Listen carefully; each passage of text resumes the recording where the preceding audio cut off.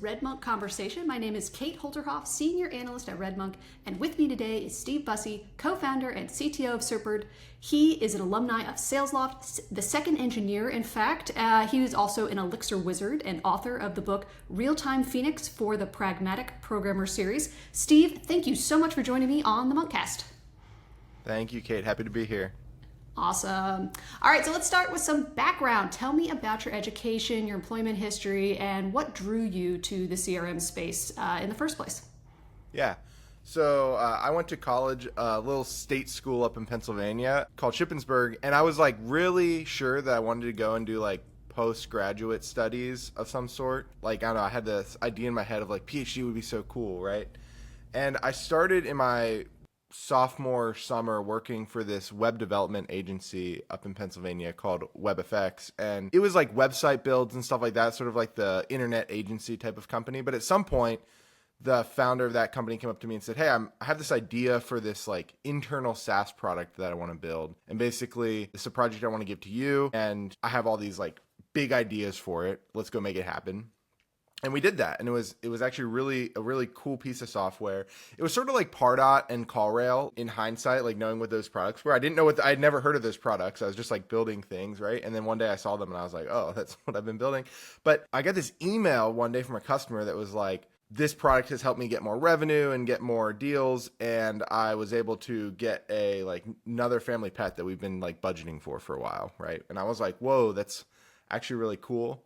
That this thing that I built had some tangible effect on someone's life outside of just like it helped them do their job, right? Because you help people do their job, but what does that actually do for people, especially for business owners, when doing your job better actually means like you can get paid more money, or you get promotions and stuff like that. And that's actually the moment where I like flipped into this like, oh, I sort of want to build SaaS products. I tabled the like postgraduate stuff because I was like, oh, I can actually really see myself doing this and enjoying this. And I was fortunate out of college to get the position at SalesLoft. And I really clicked with the co-founders, and it was a small team at the time. Like it was like less than 10 people when I first interviewed. And of course, by the time you start and everything, and I did like an internship, there's probably like 15 people, but I really clicked there. And from the beginning, I was like, hey, my goal is to learn a lot and like run my own company one day. Like that's what I want to found a SaaS company. So everything I did, I sort of approached it from that angle, that level of ownership and that level of trying to grow personally through, just through the everyday work that I was doing. And I really enjoyed being there. I was there for like 7 or 8 years. So it was obviously like I really enjoyed the company. And I finally had a good opportunity to leave and start my own company like a year into the pandemic. And so I did that, and the first company didn't go too well. We never actually got any customers, so it was like a little bit of a failure on that front. However, as I was leaving that company and I got intro to my current co-founder, Matt Bolian, and it was through another company that's sort of spinning off a software arm, so another co-founder, Brendan Tolson, as well, and I really clicked with them, and they're in this HubSpot space. They were HubSpot solution partners, which is basically a HubSpot professional services company. That's what they're called, solution partners. And we basically went out and said, hey, let's start a SaaS company and use the things that y'all have learned in this space to create a SaaS product, and we'll see what happens. And basically from there, we changed our product a little bit, but effectively what we were building is a way to do platform adoption. So adopting your CRM or adopting another tool. So a lot of times that means like documenting your processes. Like, what is your sales process? Salespeople historically, it's sort of like a joke almost of like they need a lot of hand holding getting around the CRM and actually like updating things. And we have built a platform to help do that from a documentation standpoint, but then also applying actual enforcement on top of that so that you can make sure that these processes are being followed. And the sort of magic for us is that because we had the solution partner insight, we were actually able to build something that in particular is useful for solution partners. And that's the bulk of our revenue today is from these solution partners. And they're using Supered to build their business, to do delivery of their professional services to their HubSpot customers.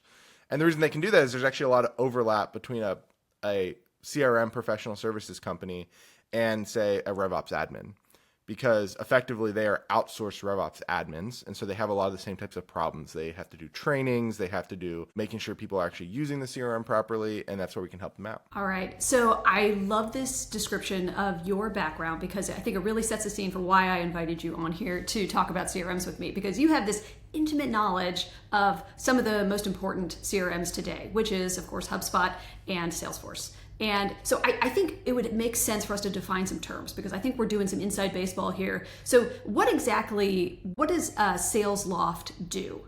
Can I start with defining CRM? Because I think that's also really important. I love it. And a lot of people, especially in the development space, I feel like they actually underappreciate what a CRM is. Especially I'll use like Salesforce as the classic example, right? Because there's like jokes about Salesforce in the developer community. And please.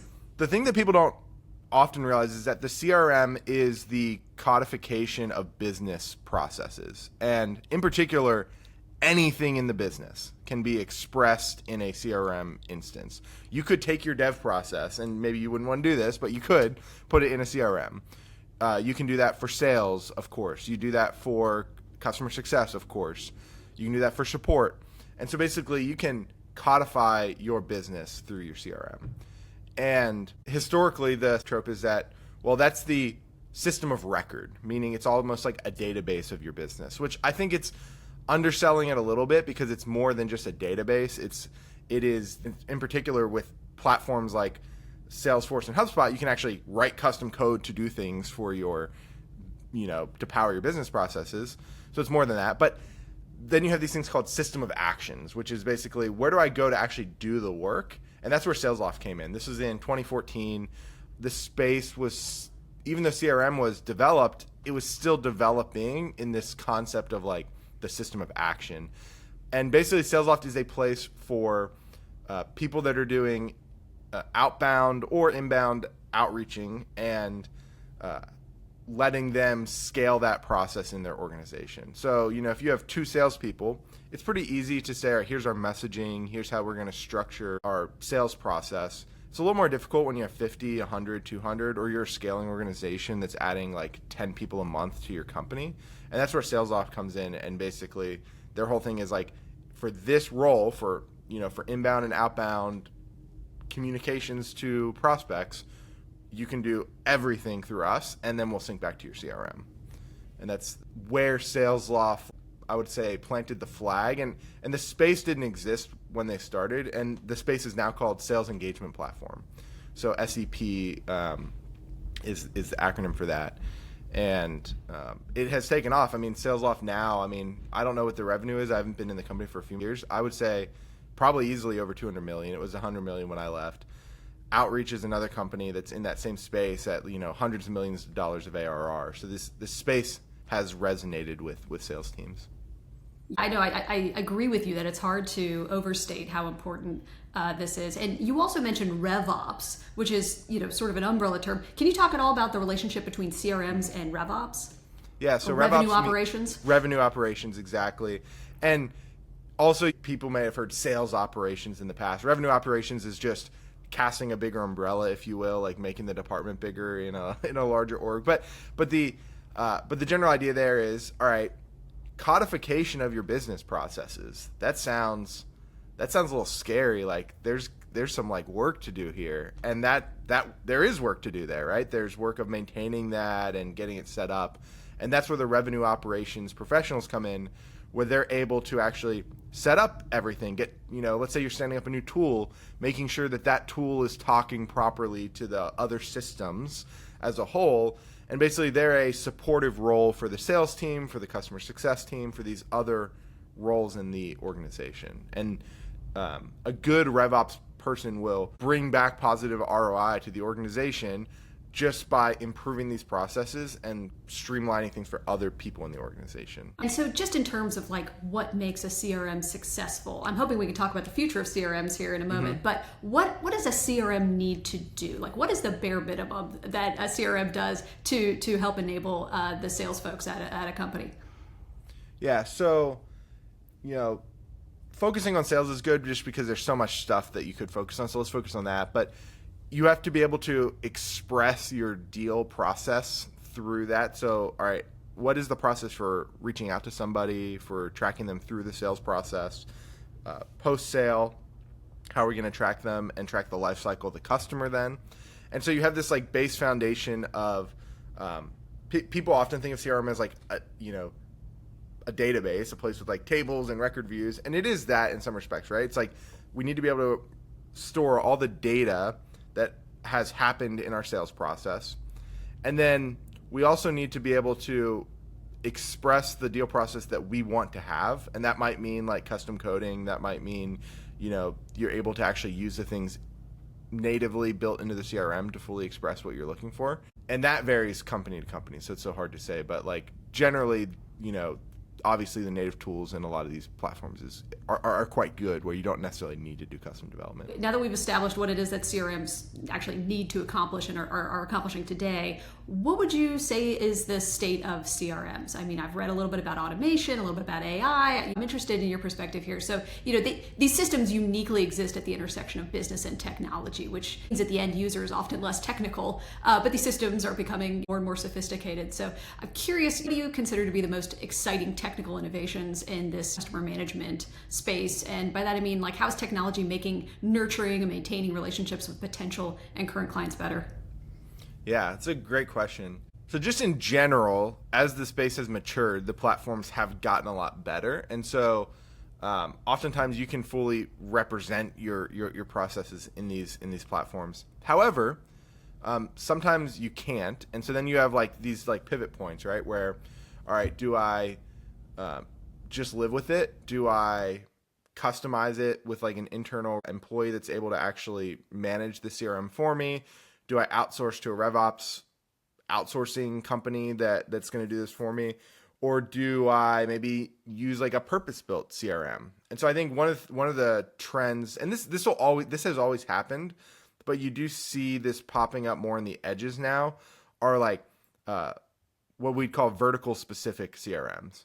So let's say that you're like a roofing company, right? And all right, how many roofing companies can there be? And actually a lot. And how much money do they make? A lot, right? There's actually a lot of business in that vertical. And that's just a very niche, small vertical, right? And so it's feasible that you have these new platforms that pop up that are sort of, the CRM for X. And so that is one of the trends that happens is you have these vertical specific build outs. That's one thing that Supered is actually helping with. Like one of the things we talk about for our partners is helping them be the experts in their niche and actually let them use HubSpot to do that, and using our platform to enable and empower the things that they're doing. We also have them popping up as standalone CRMs. Now, obviously, the biggest thing with anything right now is AI. So it's like that is obviously making its way into the CRM space. And that's making its way in the surrounding products, like, products like SalesLoft, but even, products like the 2014 SalesLoft, right? The small startups that are coming into the space are able to have compelling offerings, I think, around AI. Particularly around, like, you often see this in like meeting software is the big one. Like Gong, this piece of software that does meeting intelligence, like really popped up during the pandemic because now meetings were so much more important, and doing AI things with the meetings was so important, right?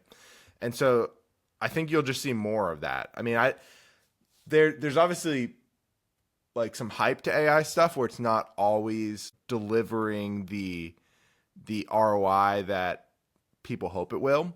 However, I do think that there's a lot of good opportunity for it around the CRM space, mainly because, again, the CRM is the codification of business processes. So if you're looking to use AI to affect your whole business more holistically, like the CRM makes sense as a place to integrate AI versus, like a point solution where like, well, I want to use AI to improve my, very specifically my customer support processes. Well, that's like one small thing that you can affect with it, but you can also find other places to maybe have more holistic impacts.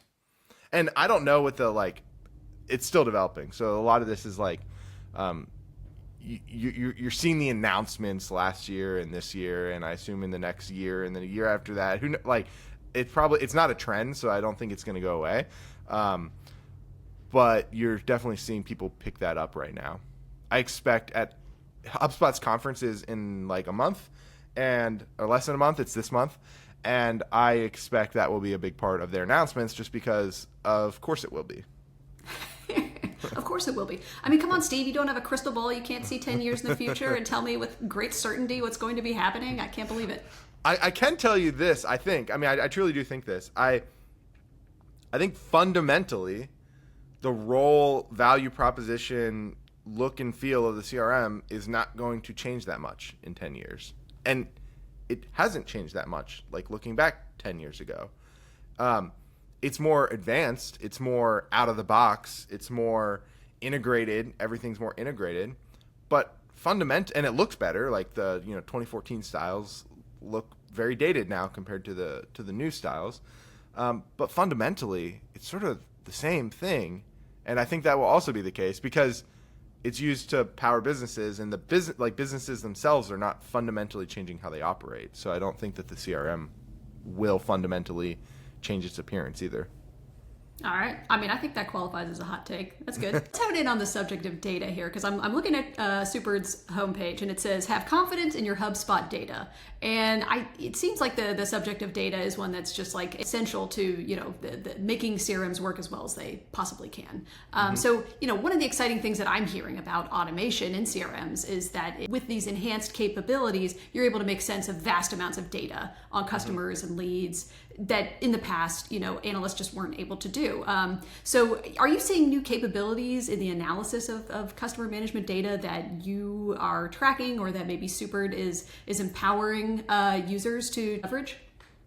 Yeah, so that's a great question. And where we sit on this equation today is on sort of the input of data, because, garbage in, garbage out is sort of one of the tropes of like data analysis. And historically, one of the sort of jokes about salespeople is that they don't update the CRM, or they're not recording the right things. It's a true statement, so it's not just a joke. But one of the things and this goes for any CRM, I think it's the same. Like not any, but like I know it's the same for Salesforce. It's definitely this way in HubSpot. Basically, you can have, let's say, like a deal record that there's something wrong with it. Like the salesperson hasn't followed the process, and you need, ideally you want to fix that, because your hypothesis as a sales leader is that by following this process, we're going to close more revenue and we're more likely to close a deal. So we want people to follow the process. And we want them to record things along the way, not necessarily for data analysis. Like we want it to record it so that we have it for the future for ourselves. But by recording it, we know they're following a process, and there's also potential when we have clean data that we can actually do data analysis on it.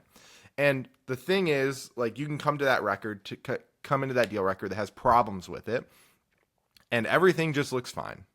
And it's like, as a salesperson, you would have no idea that there's something wrong with your process or something wrong with how you've collected some data. And so one of the features that we built to help empower this, and I'm excited to do more with it, is basically we let users of Supered define these rules. We call them process rules, that are, logic-based rules for when something is not the way it should be. And you can then put messages in the HubSpot page itself to say, hey, your deal is 3 weeks from closing, but you don't have a champion labeled contact, and you haven't had a stakeholder meeting in a week. Like, there's something wrong with this. Maybe you should evaluate the deal.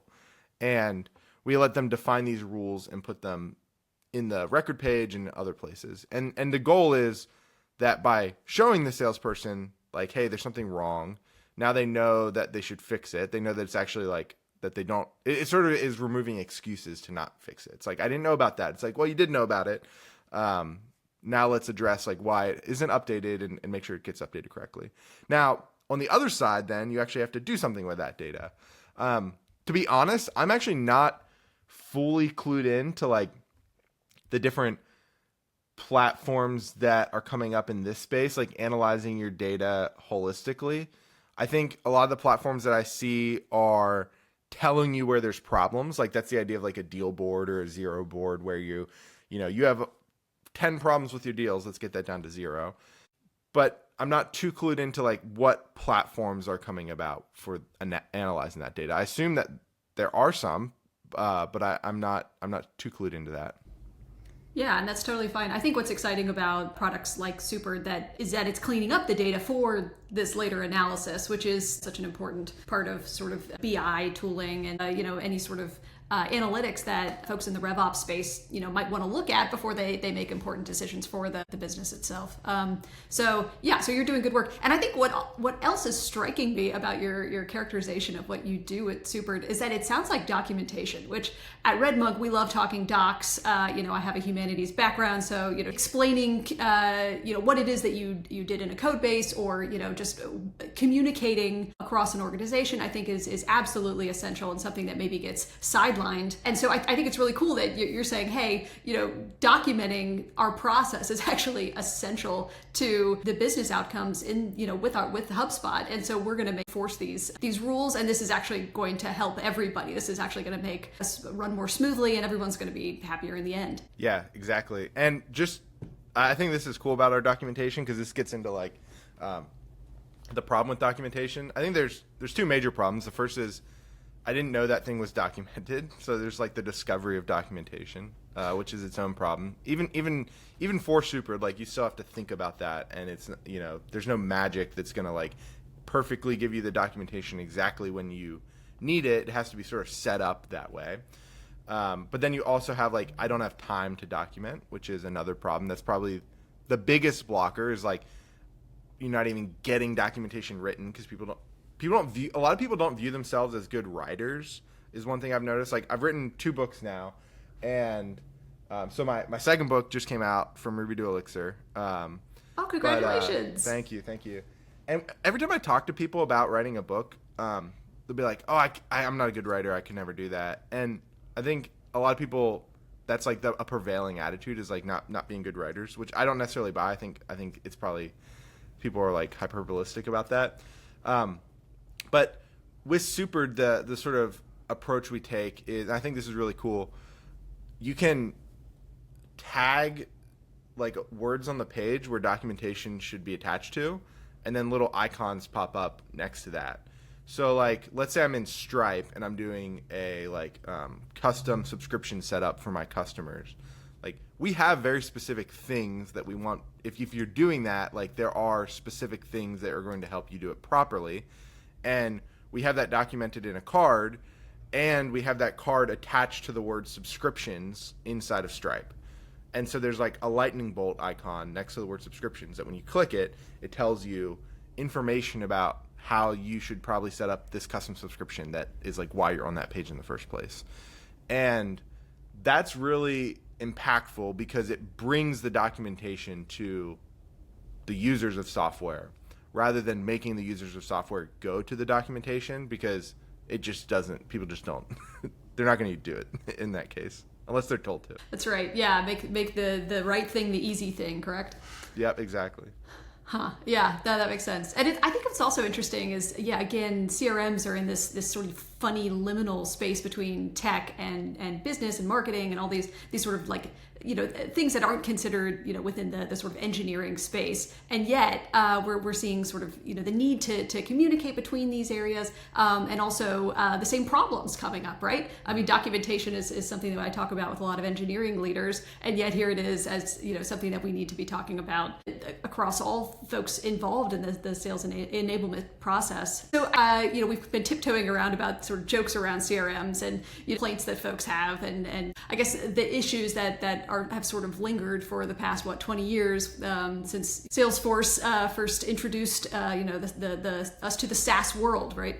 And so one of the things that comes up again and again is that integrating these CRMs with a number of outside apps is absolutely essential. And that also customization is something that folks want, but isn't always easy to do. And so I've heard CRMs compared to German cars, which run great, but you need to have a very good mechanic in order to keep them working well, right? And so the idea is that you want to make sure that you're maintaining them so that they don't become legacy, but you also want to make sure that they are set up correctly. And so then that brings in all these problems of like onboarding and having the right skills set amongst users so that they can maintain it in a way and so that there isn't just garbage in, garbage out. And it sounds like Supered is really doing some good work in ensuring that things are running well. But I'm interested in this idea of integrations and customization and making sure that these things are maintained. Are there ways that CRMs are improving that? Like is that part of the future of CRMs that instead of making onboarding so challenging, right? There's always this sort of ramp up process. If we think of like the success of Trailhead, which is Salesforce's certification and badging program, which is a lot of fun. I've got it on my phone. I can't say enough good stuff about it. But I think what it evidences is that you can't just go into Salesforce and just use it, right? You have to understand things. The same thing with HubSpot. Is there any way that CRMs can make things a little bit more user friendly so that there isn't this huge ramp up, so that users don't come into a legacy CRM and say, oh my God, there's all these things that are broken, and that they don't need, say, a German mechanic to maintain their German cars, that they don't need someone behind the scenes making sure that all the knobs are turned just so that everything works, so that there's not dragons hiding in the glove box. Yeah, that's a good question. There'll probably be a hot take in this one too. Oh, good. So I think there's part of the answer is picking the right base. A platform has a big impact on that. I personally am bought into the idea that HubSpot is an easier to use CRM than Salesforce is, and that it generally gives you a better process out of the box in a way that you could just go in and use it if you're a small business. Now, should you? That's another question. But can you? Yes. So that gets into the next point of should you? And should it be a goal that you should be able to, or go in and just start using the CRM? And I think for a resource constrained business, just going in and using the CRM is what you should do. It's better to have something and to better be tracking behavior and actions than not. However, once you actually get to the point where you're having revenue and you're having employees, I do think that making sure that you have everything set up the right way, that you're using it the correct way, is important enough that professional help is often needed. And a lot of that is because if the CRM, my hypothesis is that the CRM is, or my statement, I don't think it's a hypothesis, my statement is the CRM is the codification of business processes, you sort of do need some help, professional help at a point to be able to actually bring this to your users. Now, should you need continual professional help? Probably not. If you're wanting to make changes to the process all the time and try new things, then yes. But generally, you should be able to set up for a point in time, our process is X, here's how we do it. And, there's different ways of going about getting that done. Our in the HubSpot ecosystem, and the people that we help support are the solution partners. So I do think that they bring a lot of value to the table because they're able to bring their experience in and do all the things that need done for often reasonable costs in the grand scheme of things. And I think that's a good thing. It's good to have that professional help. I don't think that it's going to get less confusing because I don't think it's a technical problem. I don't think it's and this is where people developers especially, this is one of my pet peeves, people be Salesforce is built so bad and HubSpot is built so bad and they're so confusing. And then you even see things I'll build my own CRM, and you have small CRMs that pop up and whatnot. And I think a lot of people get stuck in the same trap of thinking that it's a technical problem and that someone's just messed up along the way and they can do better.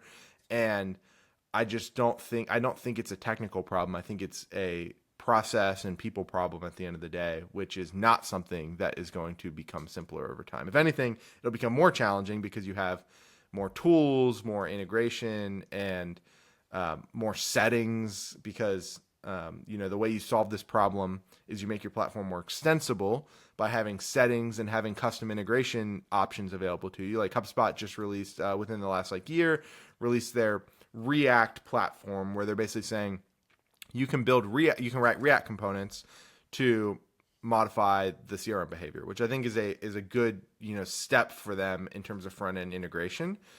And they have more settings around how to do things, right? But all that requires expertise to do.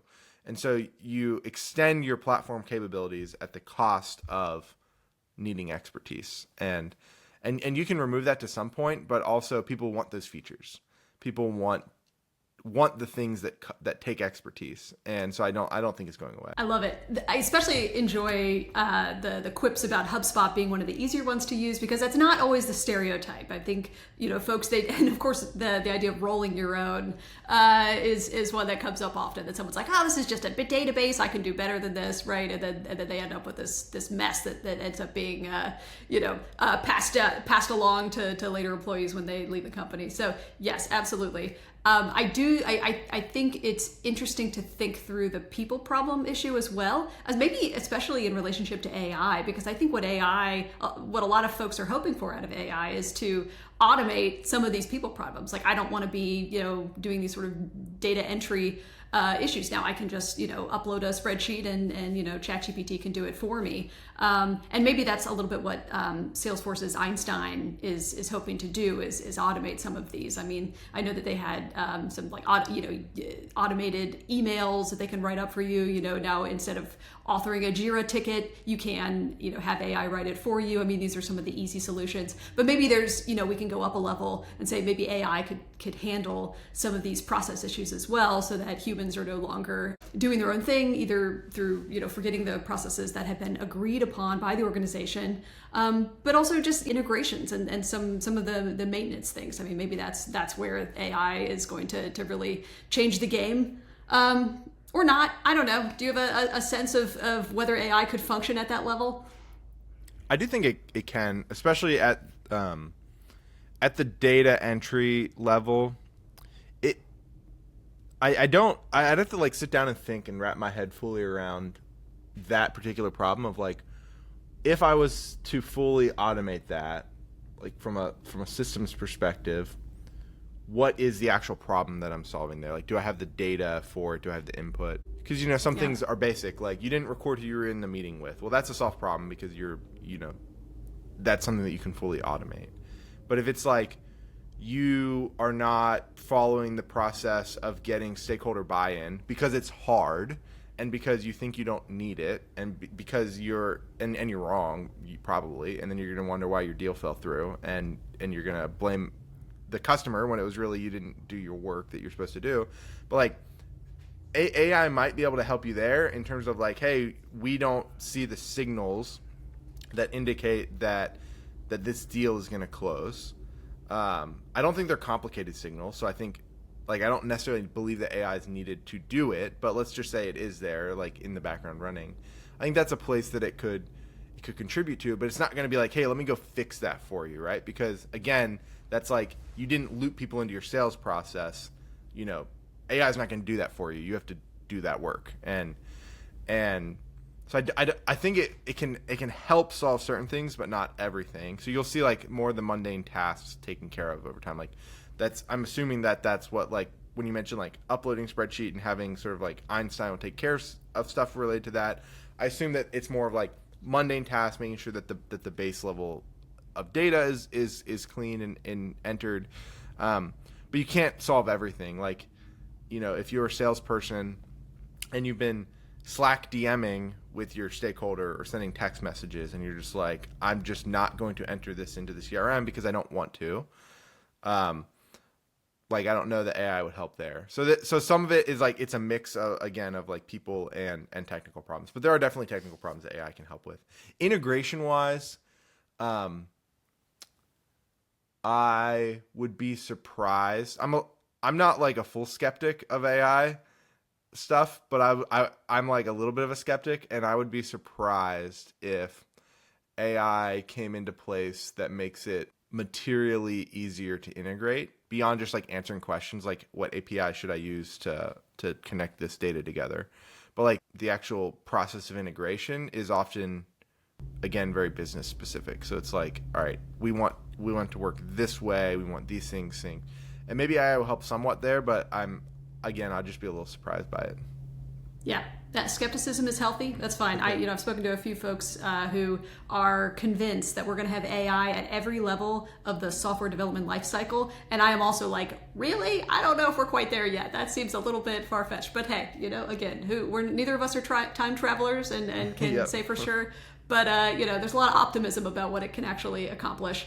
But I think a thing that we are seeing it do, which is sentiment analysis, kind of helps us segue to another thing that I want to talk about in relationship to CRMs and some of maybe the integrations and the capabilities that it has. And so, and that's privacy. And I'm interested, how is it that, these CRMs can help protect, potential clients and customers' privacy? And so what I mean by that is, if a company has a CRM and they want to use, so it's one of these automated sentiment analysis tools, or if they want to track using, say, cookies or some other sort of software where a potential customer is going online, where is the line in terms of maintaining the privacy of folks who, CRM users are hoping to have become customers at some point? Is there a hard and fast way that we can decide what data should belong to the individual and or company, and what data is free to be leveraged in terms of sales? That's a tricky one. It's very dependent on.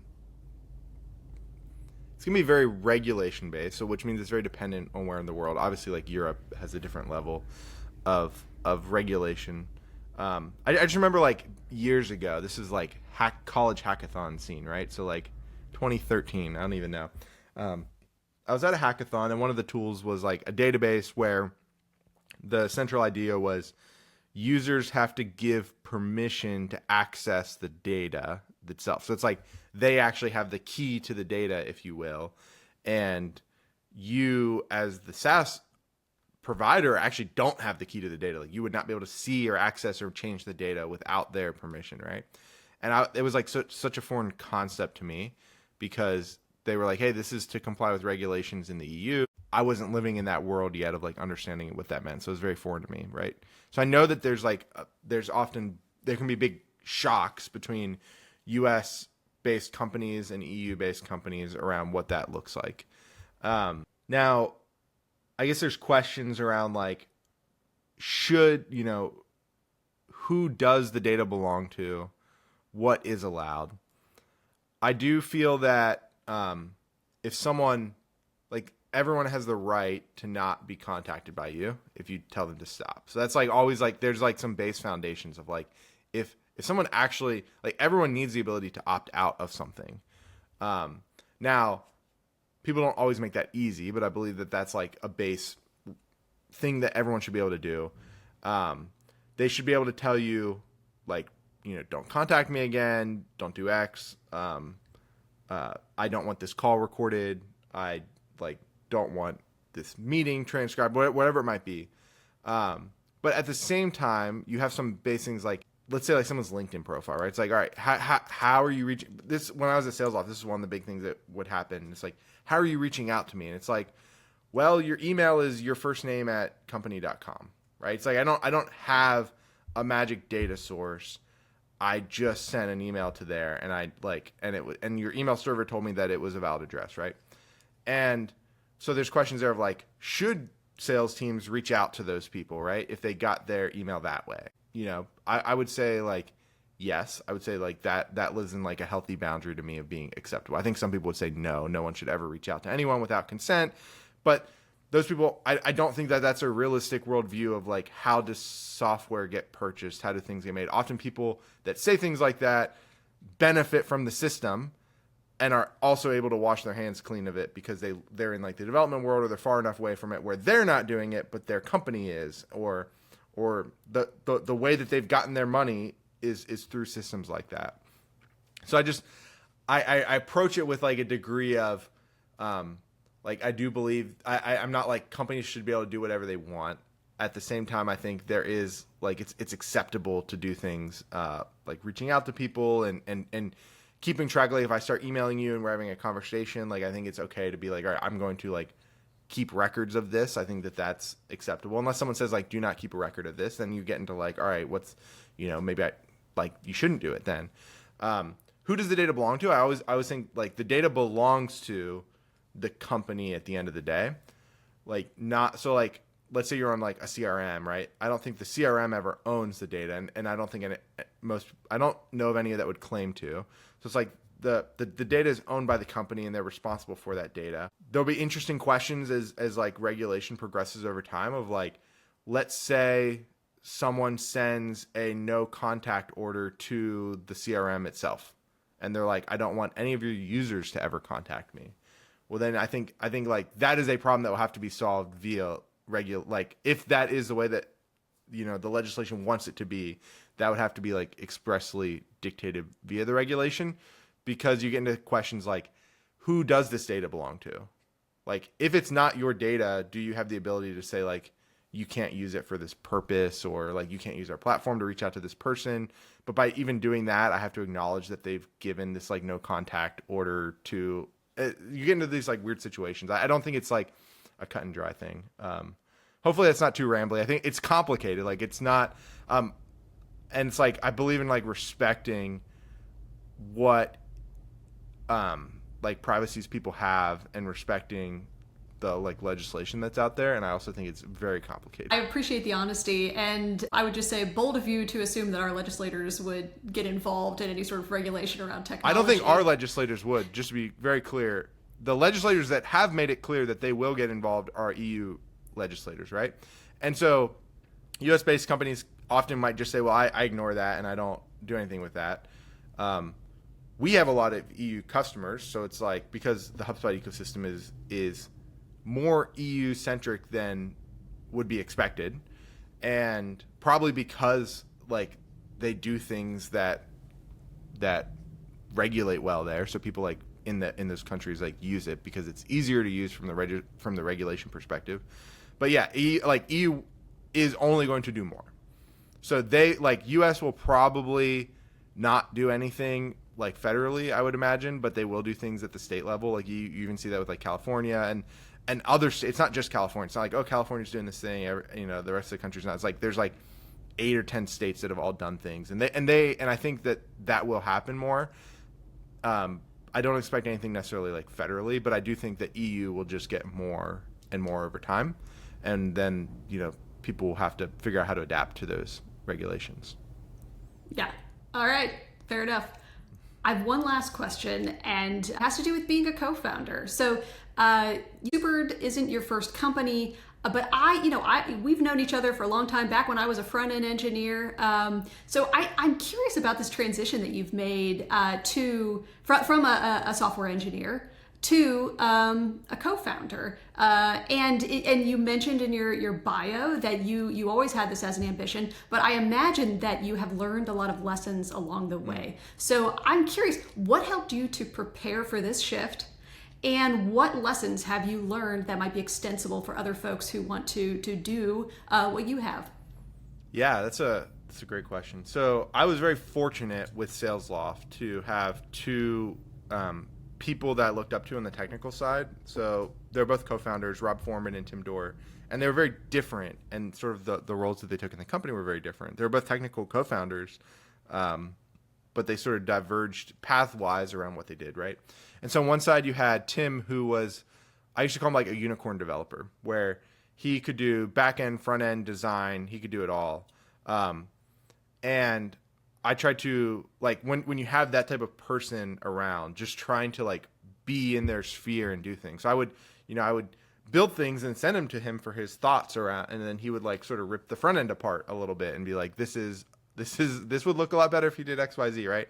And I'd get so mad about it, because I was like, I spent all this time on it and all this stuff, right? But it's like, at the end of the day, he's like, it doesn't look good. Like, you're still developing these skills. Here's things that you can do. And over time, just by like practicing and having his input on things, that helped me a lot. My goal there was, I want to be able to build the entire platform myself, because if you're looking at startups, historically, one of the largest expenses early is engineering headcount. I think if with all the product that we have built, a lot of people look at that and they're surprised to see that like 2 people built that. And now there's a third, but it's like they expect there to be 10 or 20 engineers simply because we're able to use our experience to leverage a lot and build things quickly and well, and they'll be and we get compliments on it. Like we've had a lot of success in the space, I think, because of this. So that was like having Tim there to learn from was really important to me, because he helped me solidify that that you can do the whole stack, and there's nothing wrong with doing the whole stack. And sometimes people I talk to that are looking at doing full stack, they'll be like, all right, hey, I'm thinking about this and I'm trying to decide back end or full stack, or maybe moving in from the front end world. And I often tell them, like, you will get a stigma around full stack, that you're like not as good at either of them or something like that. And I actually don't think that's true. I don't think it's like a healthy attitude either. So anyway, I think it's important to just be like, you can do everything if you practice it and get good at it. And that was really important for me as I was developing my skills and having someone there. And then on the other side, the other co-founder, Rob Foreman, over time, he sort of transitioned more into like the business sphere, if you will, around sort of like a chief operations role. And that was really inspiring to see, because, and it's important to say, like, SalesLoft had a very good culture, a very intentional culture. Some people might, some people are cynical of things like that, but I can say, like, it's possible to do well. And I think that it was done well at SalesLoft. A lot of that was because of Rob and Kyle, the other co-founder. But just having that person there to be like, all right, this is and Rob's an investor in Supered, and I meet with him, frequently to ask about things. And so having that person that you can ask business related questions to, or understand different business related things is really useful. So Rob was that for me. And it was very lucky. Like I feel very fortunate to have, like, my first role out of college was a company that went from, I was there from 0 to a like $2 billion exit. And the people that I met were like very inspiring and very, people that I was able to learn from. And so I recognize that's not possible for everyone, and I was very fortunate and very lucky. So I don't also acknowledge that. I love it. I think that's a really good way of framing your personal journey, but also including some extensible lessons for other folks. And, I think you have a lot of humility about this, though, because, I know how hard you have worked on this. And so I understand that, grit has a lot to do with it. But yeah, to sort of summarize what I was hearing, it sounds like mentors are extremely important, fostering these relationships, making sure that you ask questions when you have them and maintain these dialogues. And folks want to help. I think it says a lot about you and your drive and your vision, that you were able to take these relationships that came to you maybe partially on luck, but also on your abilities, and then steer them towards doing something that you've been imagining doing since you were an undergrad.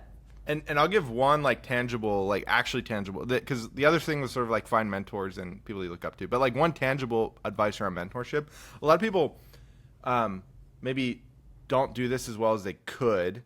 It like the best thing you can do in like the mentor relationship is when you ask for advice about something, then follow up with like, hey, I tried X and here's how it worked out for me, right? Like give them that feedback back of like, I'm trying this out. I'm taking our lessons, applying them. Here's what I learned from it. It worked. It didn't work. It's just a very small thing, like just doing that check back on the conversation. But that is what helps really build that mentor relationship, because they know, like, if they're, let's say they're mentoring 10 people, you might be the only person actually doing that. Like, I think it's actually more rare than not that people do that. And so that's a way to like stand out and basically foster that relationship over time. Wow.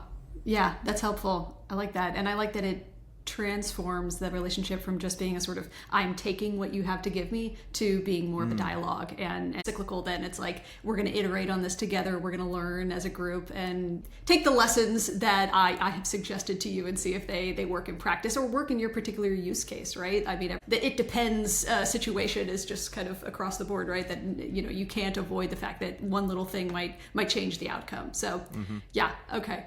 All right, so this has been such an exciting conversation, and so I want to give you a moment to do any plugs that you might have. What sort of socials are you using these days so that folks can follow you and the work that you're doing at Supered? And are you talking at any conferences this year or next? Yeah, so I'm mainly on I'm mainly on Twitter and LinkedIn. So I sort of keep all my like super stuff on LinkedIn just because the audiences are different between the two platforms for me. So LinkedIn, people can search my name, Stephen Bussey. I'm not sure how to best give like a LinkedIn page, right? And I should probably have a better slug than I do because it's like LinkedIn / Stephen Bussey software engineer or something like that. But anyone can connect with me on there. It's helpful if you put a little note on that if you ever do that, though, because I get a lot of connections that are very clearly bots and stuff. So, and then on Twitter, which is where more of my tech audience is at, that's Yoda with 4 O's and 4 A's. There is a story behind that, but that's a Twitter handle I use, and that's where I talk Elixir and just different tech things are sort of on that platform, and then Supered related things are more on LinkedIn. Amazing. All right. Well, I will include those links in the show notes. I have really enjoyed speaking with you, Steve. We're going to have you come back on to talk more about Elixir and Phoenix on a later show. Again, my name is Kate Holterhoff, Senior Analyst at RedMonk. If you enjoyed this conversation, please like, subscribe, and review the Monkcast on your podcast platform of choice. If you are watching us on YouTube, please like, subscribe, and engage with us in the comments.